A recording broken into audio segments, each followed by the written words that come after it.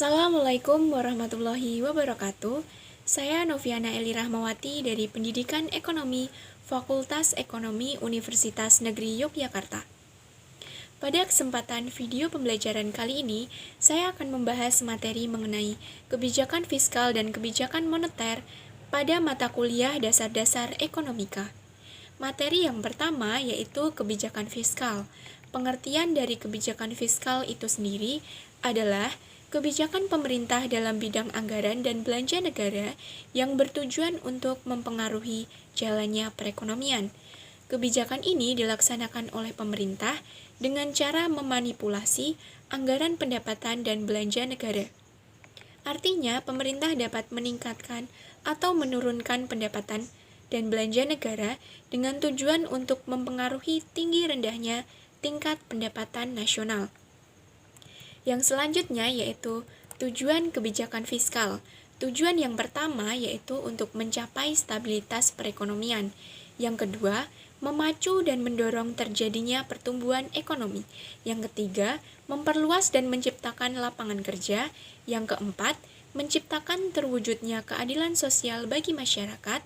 Yang kelima, mewujudkan pendistribusian dan pemerataan pendapatan.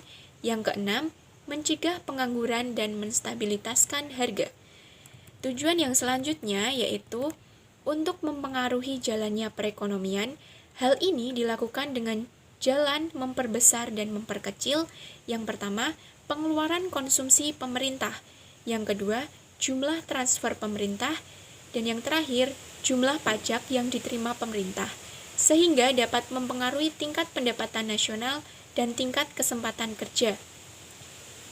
Yang selanjutnya yaitu macam-macam kebijakan fiskal. Berdasarkan segi teori dibagi menjadi 3.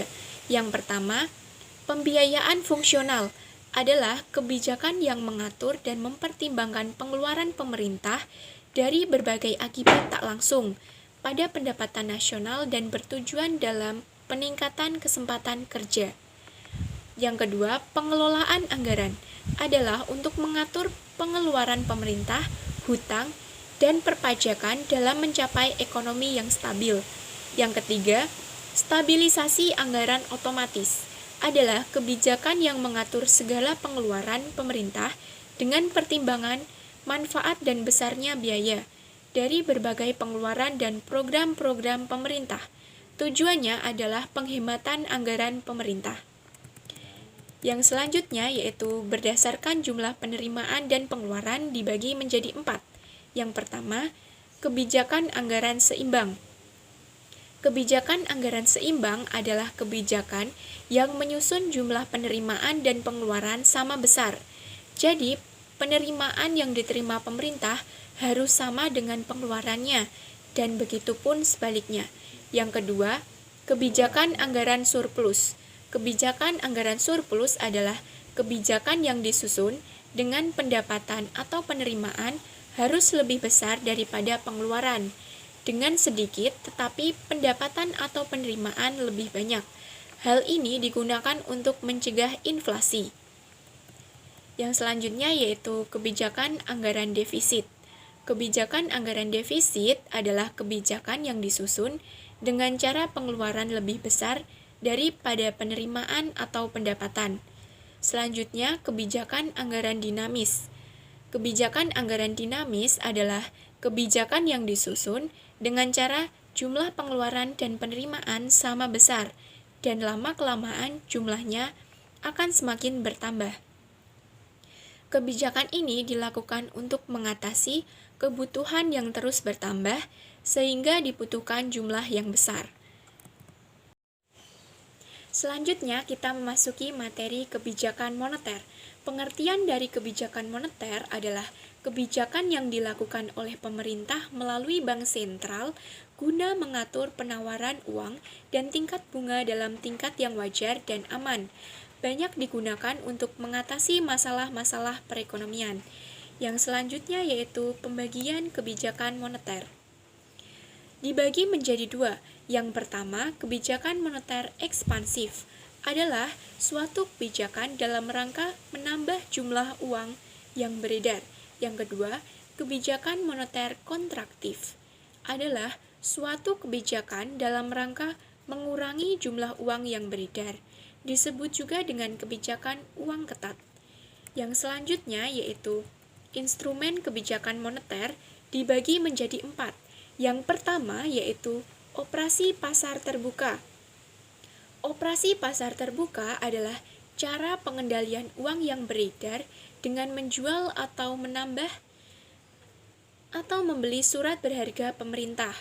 Jika ingin menambah jumlah uang yang beredar, pemerintah akan membeli surat berharga pemerintah. Namun, bila ingin jumlah uang yang beredar berkurang, maka pemerintah akan menjual surat berharga pemerintah kepada masyarakat. Surat berharga antara lain diantaranya SBI atau singkatan dari Sertifikat Bank Indonesia dan SBPU atau singkatan dari Surat Berharga Pasar Uang. Yang kedua yaitu fasilitas diskonto adalah pengaturan jumlah uang yang beredar dengan memainkan tingkat bunga bank sentral pada bank umum. Bank umum kadang-kadang mengalami kekurangan uang sehingga harus meminjam kepada bank sentral. Untuk membuat jumlah uang bertambah, pemerintah menurunkan tingkat bunga bank sentral, serta sebaliknya menaikkan tingkat bunga demi membuat uang yang beredar berkurang. Yang selanjutnya yaitu rasio cadangan wajib, adalah mengatur jumlah uang yang beredar dengan memainkan jumlah dana cadangan perbankan yang harus disimpan pada pemerintah. Untuk menambah jumlah uang, pemerintah menurunkan rasio cadangan wajib. Untuk menurunkan jumlah uang yang beredar, pemerintah menaikkan rasio. Yang keempat, himbauan moral. Himbauan moral adalah kebijakan moneter untuk mengatur jumlah uang beredar dengan jalan memberi imbauan kepada pelaku ekonomi. Contohnya seperti menghimbau perbankan memberi kredit untuk berhati-hati dalam pengeluaran kredit. Yang selanjutnya yaitu untuk mengurangi jumlah uang beredar dan menghimbau agar bank meminjam uang lebih ke bank sentral untuk memperbanyak jumlah uang beredar pada perekonomian. Sekian materi yang dapat saya sampaikan mengenai kebijakan fiskal dan kebijakan moneter.